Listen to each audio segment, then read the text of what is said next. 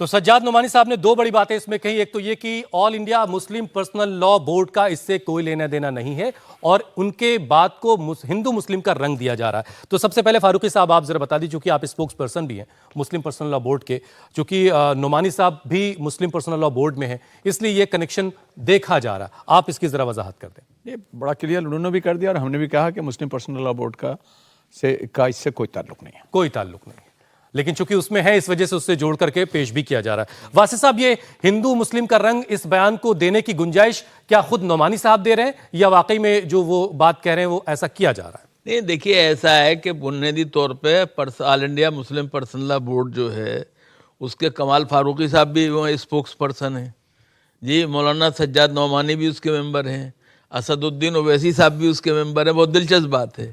تو ہمیں یہ خیال رکھنا چاہیے کہ آل انڈیا مسلم پرسنل لا بورڈ جو ہے وہ اپنی ذمہ داریوں سے بچ نہیں سکتا ہے، اس کو خیال رکھنا چاہیے. مطلب آپ کہہ رہے ہیں کہ جاتی ہے اس کی آنچ وہاں تک؟ بالکل ظاہری بات ہے، کیوں نہیں جائے گی. جب سوال یہ کہ مولانا سجاد نعمانی یا تو اس سے استعفیٰ دیں، سیدھی سادھی بات پوائنٹ ہے، استعفیٰ دیں.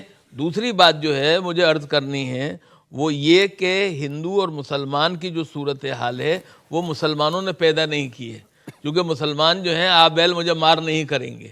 ہمیں بنیادی طور پہ وہ لوگ جو بٹیں گے اور کٹیں گے کی بات کرتے ہیں وہ بنیادی طور پہ ہندو اور مسلمان کا بھید بھاؤ پیدا کرنے کی کوشش کرتے ہیں. ہمیں ان سے بچنا چاہیے اور ان سے دیش کو بچانا چاہیے.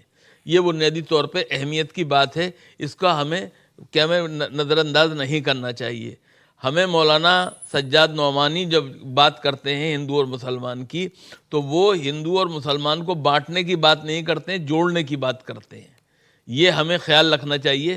یہ بنیادی فرق ہے جو آپ بتا رہے ہیں. جبکہ یوگی صاحب جو بات کرتے ہیں وہ ایک تفریق کی اور تقسیم کی بات کرتے ہیں جو کہ نہیں ہونی چاہیے. مجھے وہ سوٹ کرتا ہے جو میرے ملک کو سوٹ کرتا ہے.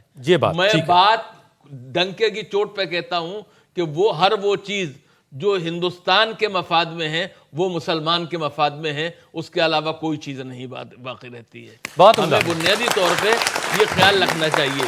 اس لیے اگر آپ کو وقت بل ہر قیمت پہ پاس کرنا ہے تو پھر جے پی سی بنانے کی ضرورت کیا تھی، اس کا ڈھکوسلا بنانے کی ضرورت کیا تھی؟ یہ ہمیں سوچنے کی بات ہے، یہ ہمیں سوچنا چاہیے.